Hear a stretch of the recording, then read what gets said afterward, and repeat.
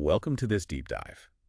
Today we've got something, well, a bit different, really interesting. Oh, We're going to explore the impact one person can have on a company.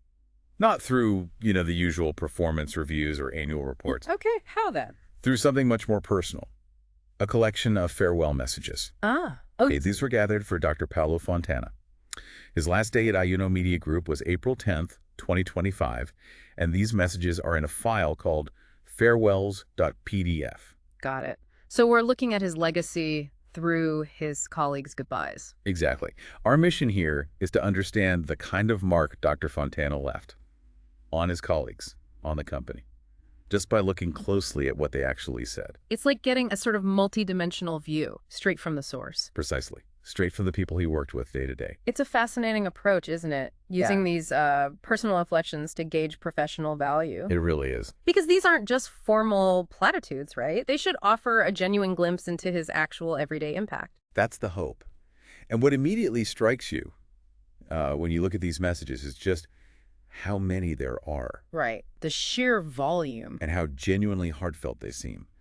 It really points to someone who was, well, a significant presence at AUNO. Mm-hmm.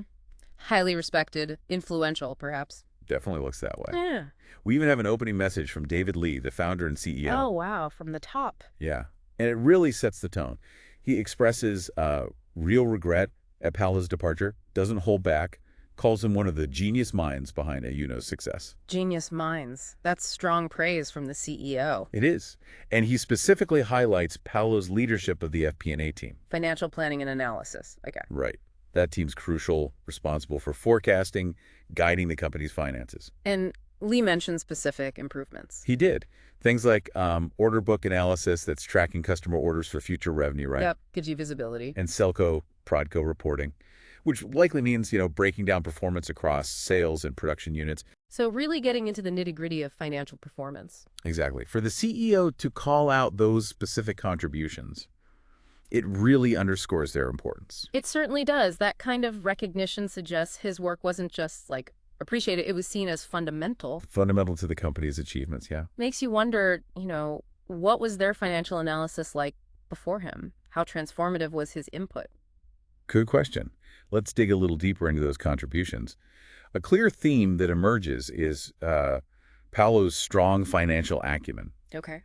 and the real difference he made in their reporting. Alistair, for instance. He mentions all the improvements since Paolo joined SDI. SDI, that was a company acquired, right? That's right. And Alistair specifically called out his eye for the detailed issues in a systems proposal. Ah, so not just high-level stuff. He could get into the weeds. Sounds like it. He had a knack for understanding the big picture and the crucial details that make things actually work. That's a critical combination, isn't it? Spotting potential problems in, say, a systems proposal early on.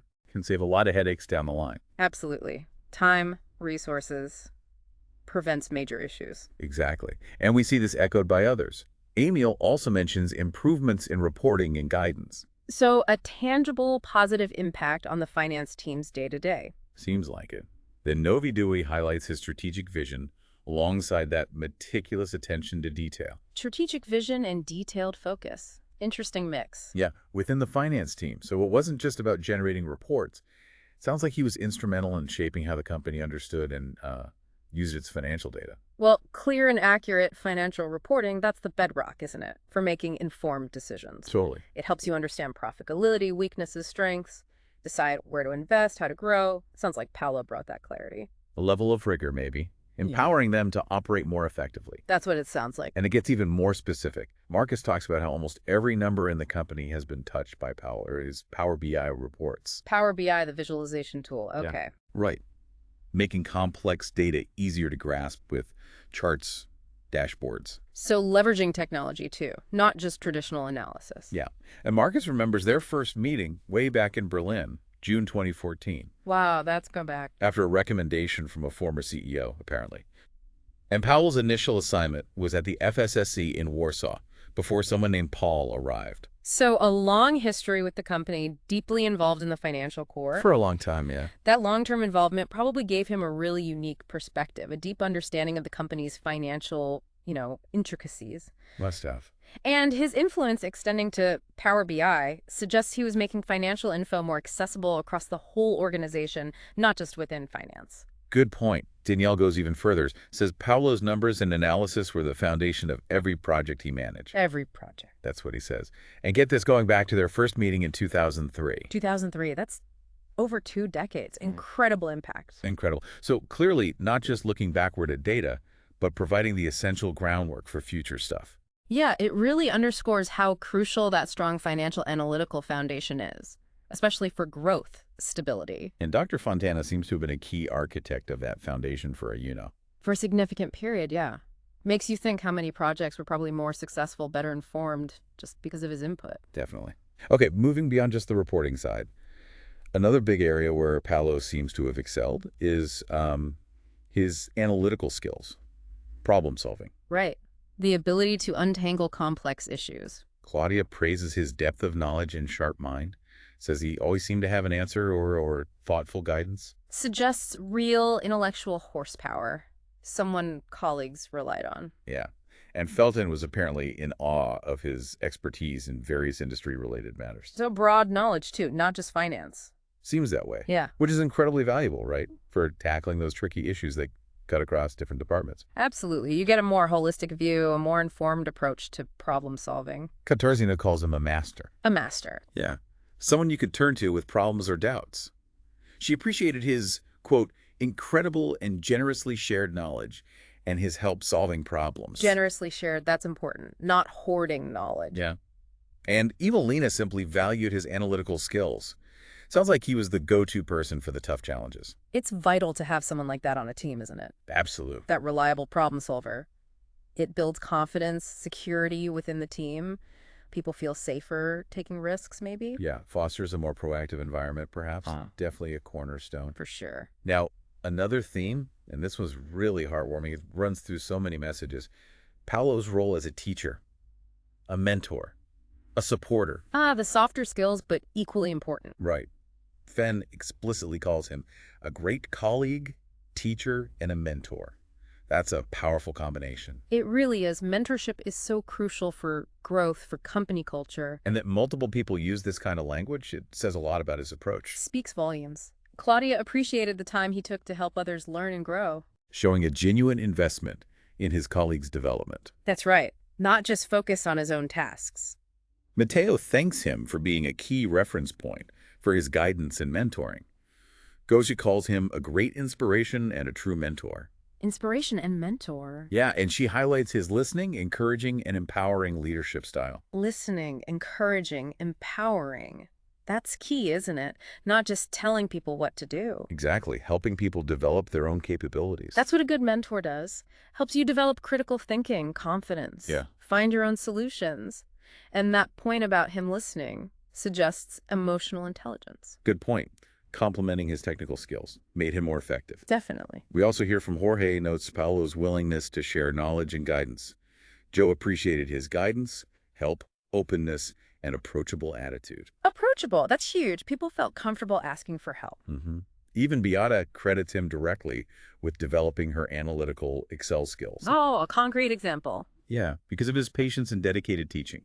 It sounds like he really made an effort to bring his team along. That's fantastic. It's not just praise. It's a specific skill gained through his mentorship. And Abton thanking him for countless calls teaching Power BI and the company's financial structure. Countless calls. Shows real commitment to sharing knowledge. Makes you wonder how many careers he positively influenced just by being willing to teach. And it gets even more profound. Aneta Gubibaska says she learned the difference between a boss and a true leader from him. Wow. That's a powerful statement. Isn't it? And she appreciated his willingness to help despite his busy schedule. Real generosity. True leadership often involves that kind of selflessness, doesn't it? Making time for others. And Anita Korczak considers him her greatest inspiration. Her greatest inspiration. Yeah, highlights how he set the highest standards but also fostered a supportive team environment where, get this, impossible didn't exist. That is incredibly high praise. What does that tell you about the kind of leader he was?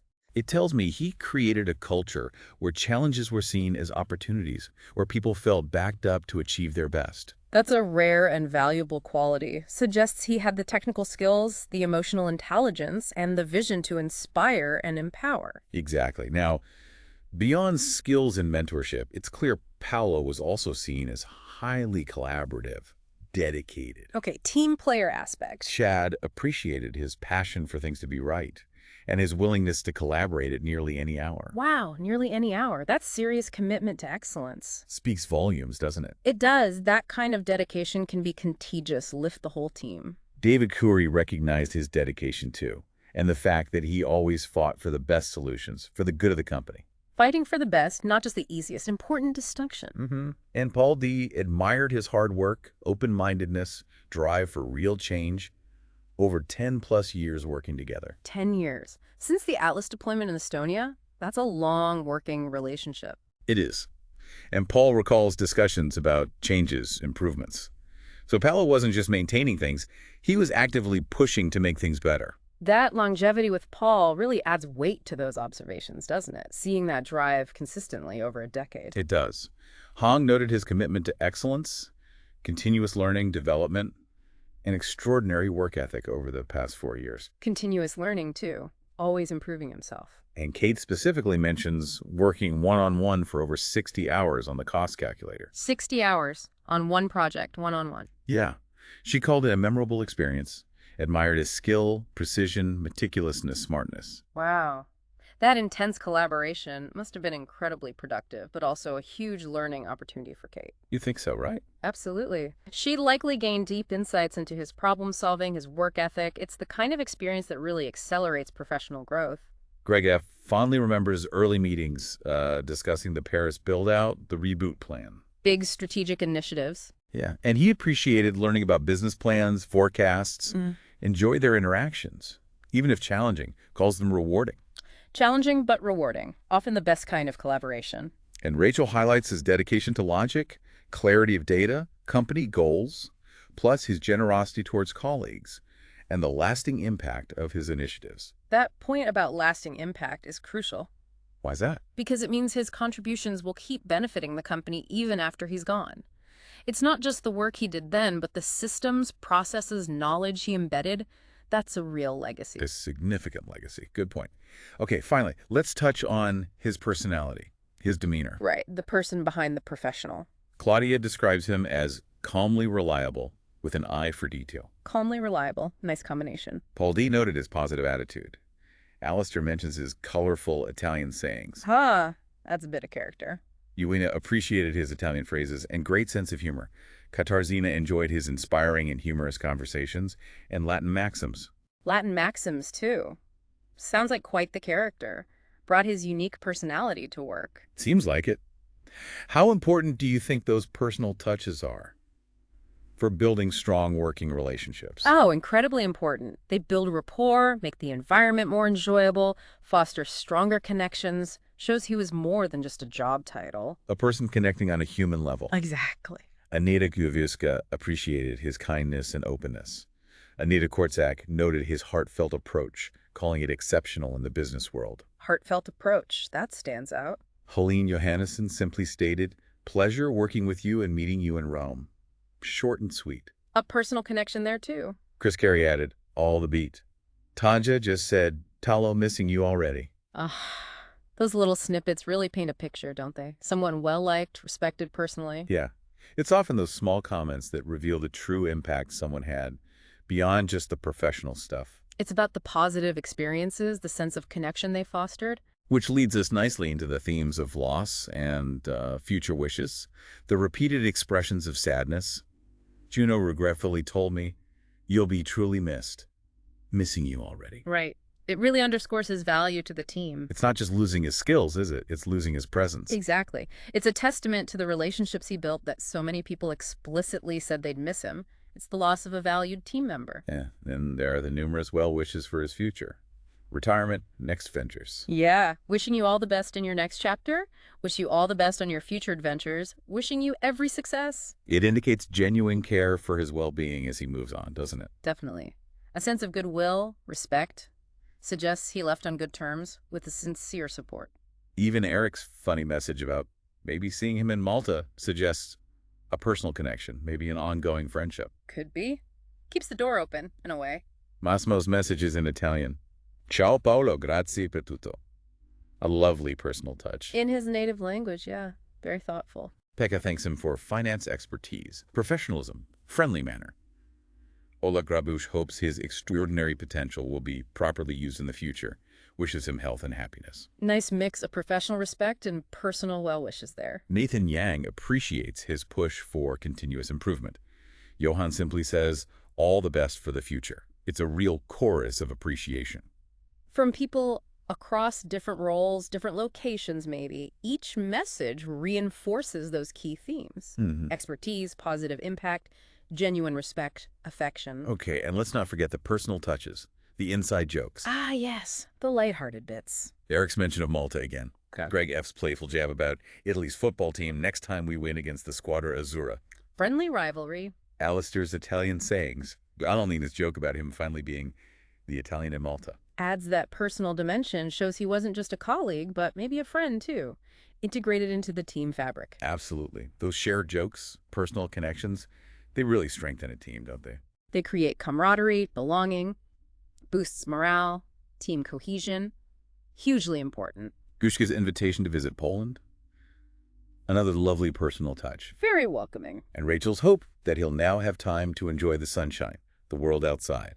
It speaks to a personal understanding of his next chapter. Like they knew him beyond the spreadsheets and reports. Yeah, they saw the person. These touches really underscore that Dr. Fontana wasn't just, a cog in the machine. He connected meaningfully, and people cared about his well-being beyond work. So as we wrap up this deep dive into these farewell messages, a really clear picture has emerged, hasn't it? It really has. Dr. Paolo Fontana was, well, far more than just an employee at IUNO. He was a respected leader, setting high standards. A knowledgeable expert, generous with that expertise. A supportive mentor, investing in others' growth. And just a valued colleague and friend, bringing skill and warmth. Yeah, the consistent themes we've tracked. His profound financial acumen driving real improvements. His remarkable ability to teach and inspire. And those genuinely positive personal qualities fostering strong relationships.